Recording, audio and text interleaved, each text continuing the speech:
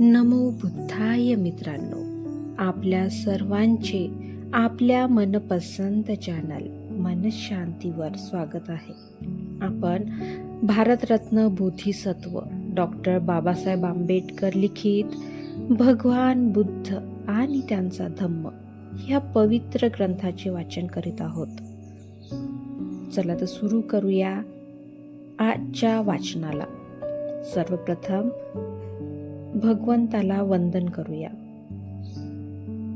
नमो तस्स भगवतो अरहतो सम्मा संबुद्धस्स. नमो तस्स भगवतो अरहतो सम्मा संबुद्धस्स. नमो तस्स भगवतो अरहतो सम्मा संबुद्धस्स. बुद्धं नमामि, धम्मं नमामि, संघं नमामि. भाग 3. त्यांची पसंती नापसंती. त्यांना दारिद्र्य नापसंत होते. एकदा भगवान बुद्ध श्रावस्तीमध्ये अनाथ पिंडिकाच्या जेतवनारामात राहत होते. त्यावेळी गृहपती अनाथ पिंडिक त्यांच्या दर्शनासाठी आला व तथागतांना अभिवादन करून एकीकडे बसला. नंतर त्याने तथागतांना विचारले की मानवाने धनार्जन का करावे? तू विचारतोस म्हणून तुला सांगतो.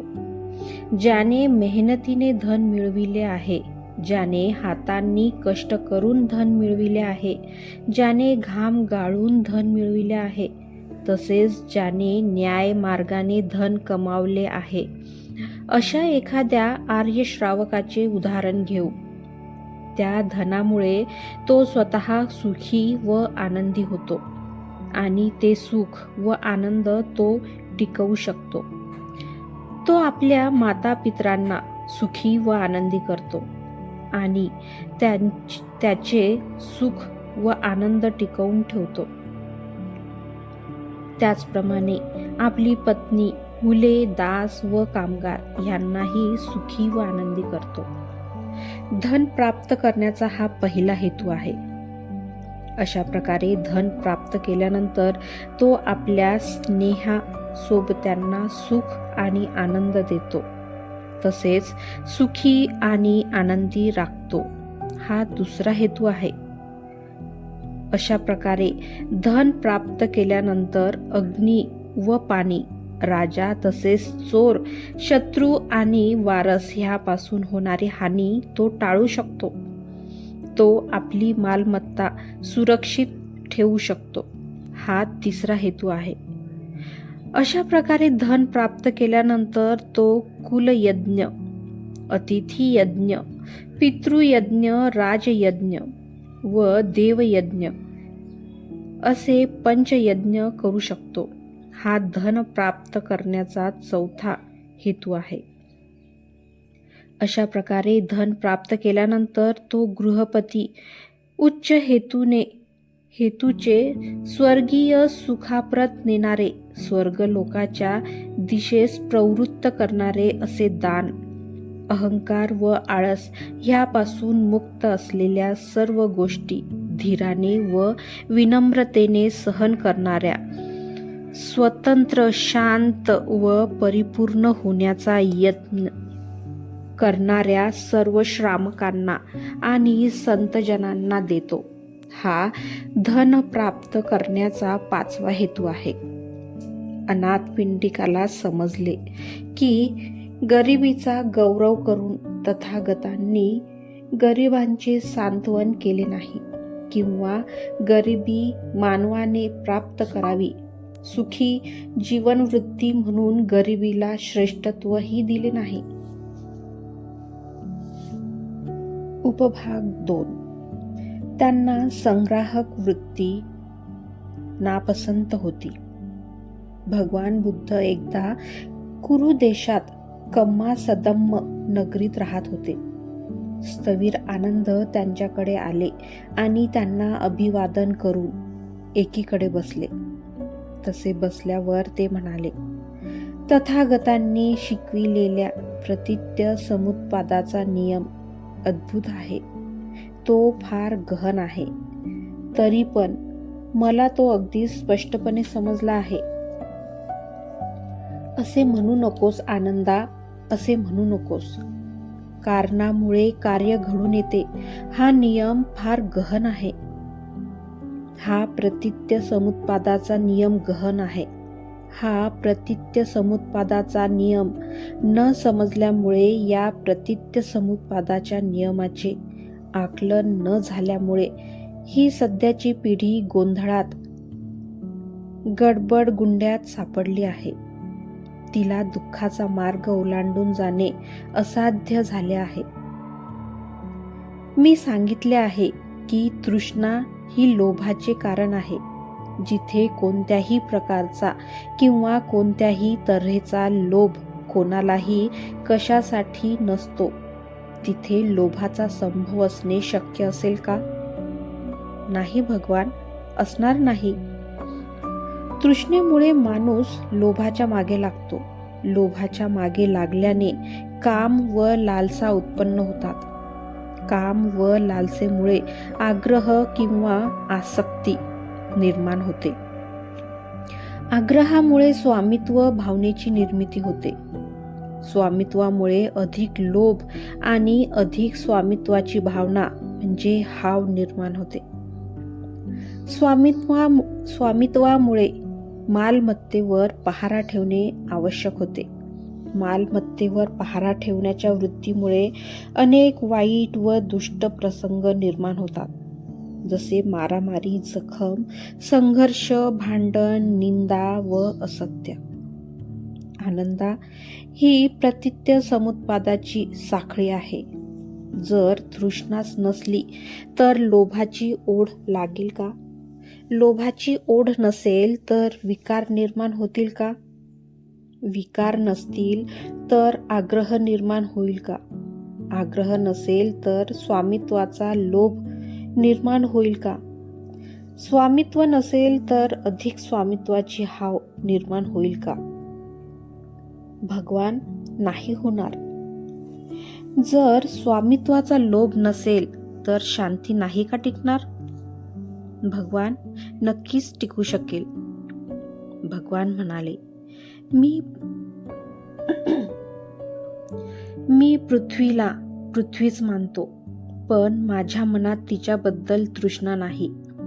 म्हणून मी सांगतो की सर्व प्रकारच्या तृष्णांना समूळ उपटून त्यांची लालसा न धरता, उलट त्यांचा त्याग, नाश व परित्याग करूनच मी बुद्धत्व प्राप्त केले आहे. भिक्खू हो, भौतिक मालमत्तेचे नव्हे तर माझ्या धर्माचे हिस्सेदार होण्यासाठी झटा. कारण तृष्णेमुळे आसक्ती निर्माण होते आणि आसक्तीने मानसिक दास्यत्व येते. अशा रीतीने भगवान बुद्धांनी स्थविर आनंदांना आणि अन्य भिक्खू वर्गाला संग्राहक वृत्तीचे दुष्परिणाम समजावून सांगितले. उपभाग 3. त्यांची सुसंगतीची आवड. भगवान बुद्धांना सुसंगतीची एवढी आवड होती की त्यांना सुसंगती प्रिय बुद्ध असे म्हटले तर अधिक शोभून दिसेल. त्यांनी आपल्या अनुयायांना सांगितले होते, सुसंगतीच्या सहवासात राहा. भिक्खूंना उपदेश करताना ते म्हणाले, भिक्खू हो, अनुदित सद्धम्माचा उदय आणि उदित अधम्माचा लोप करण्यास समर्थ ठरेल अशी सुसंगतीच्या सहवासा इतकी दुसरी कोणतीही गोष्ट नाही. जो सुसंगतीचा स्नेही आहे त्याच्या ठायी अनुदित सद्धम्माचा उदय होतो आणि उदित अधर्माचा लोप होतो. अधर्म आणि अधर्माची भक्ती लोप पावते. सधर्माबद्दल अप्रीती नाहीशी होते. सधर्माबद्दल भक्ती निर्माण होते. अधर्माबद्दल अप्रीती वृद्धिंगत होते. भिक्खू हो, अनुदित ज्ञानशाखा उदित न व्हावी म्हणून किंवा उदित ज्ञानशाखा पूर्णत्वाप्रत जाऊ नये म्हणून उपयुक्त ठरणारी बेशिस्त दृष्टीसारखी दुसरी अक्षम गोष्ट मला माहीत नाही. भिक्खू हो, ज्याची दृष्टी बेशिस्त आहे त्याच्या ठायी अनुदित ज्ञानशाखा उदित होत नाही, आणि जर उदित झाल्या तर त्यांची योग्य जोपासना न झाल्यामुळे पूर्णत्वास पोहोचत नाहीत. भिक्खू हो, सगळ्या सोयऱ्यांचा अभाव ही क्षुल्लक गोष्ट आहे, पण सुज्ञतेचा अभाव ही मात्र फार हानिकारक गोष्ट आहे. भिक्खू हो, सगळ्या सोयऱ्यांची वृद्धी ही क्षुल्लक गोष्ट आहे, पण प्रज्ञेची वृद्धी ही मात्र सर्वोच्च महत्वाची गोष्ट आहे. भिक्खू हो, म्हणून तुम्ही अशी शिकवण अंगी बाणविली पाहिजे की आम्ही प्रज्ञेचा विकास करू. तिला प्राप्त करण्यासाठी तुम्ही साधना केली पाहिजे. भिक्खू हो, धनवृद्धी ही क्षुल्लक गोष्ट आहे. सर्व वृद्धींमध्ये श्रेष्ठ म्हणजे प्रज्ञावृद्धी. म्हणून तुम्ही अशी वृत्ती बाळगली पाहिजे की आम्ही प्रज्ञेचा विकास करू. तिला प्राप्त करण्यासाठी तुम्ही साधना केली पाहिजे. कीर्तीचा लोभ ही क्षुल्लक गोष्ट आहे, पण प्रज्ञेचा लोभ ही खरोखरच दुःखद गोष्ट आहे. उपभाग 4. त्यांचे सुसंगतीबद्दलचे प्रेम. एकदा शाक्य देशातील सक्कर या नगरात तथागतांचे वास्तव्य होते. त्या समयी स्थविर आनंद तथागतांकडे आले आणि त्यांना अभिवादन करून एका बाजूस बसले. अशा रीतीने आसनस्थ झाल्यावर स्थविर आनंद म्हणाले, भगवान, जीवनातील अर्धे अधिक महत्व सुसंगतीशी मैत्री जोडण्यात आहे. सुसंगतीचा सहवास जोडण्यात आहे. सुसंगतीशी दाट स्नेह जोडण्यात आहे. आनंद, असे म्हणू नकोस, असे म्हणू नकोस. सुसंगतीशी मैत्री, सहवास व निकट स्नेह यांचे पावित्र्य जीवनात सर्वस्वी महत्व आहे. जो सुसंगतीचा मित्र, सहवासी आणि निकट परिचित आहे, अशा भिक्खूकडून अशी अपेक्षा असते की तो आर्य अष्टांगिक मार्गाचा विकास करील. तो आर्य अष्टांगिक मार्गाचा जास्तीत जास्त लाभ घेईल. आणि आनंद, असा भिक्खू आर्य अष्टांगिक मार्गाचा विकास कसा करेल किंवा त्यापासून अधिकाधिक लाभ कसा घेऊ शकेल?